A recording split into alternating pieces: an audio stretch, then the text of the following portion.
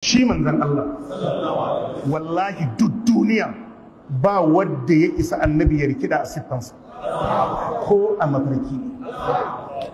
in uwana kun fahimta manzan Allah duk duniya ko a mafarki kaga sifar sayidina Abubakar aka ce ma annabi ne ba annabi, domin Abubakar ya kasa annabi ya shiga sifarsa.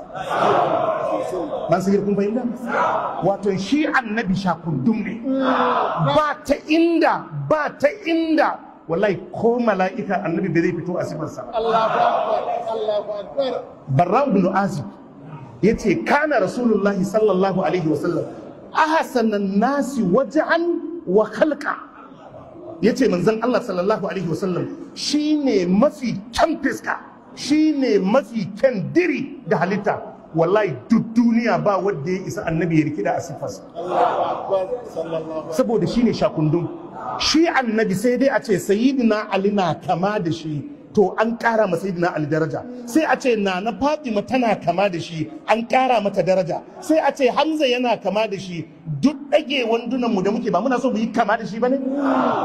To shi kai ka kasa, shi kuma ya kwaikwaye ka yi kama da kai.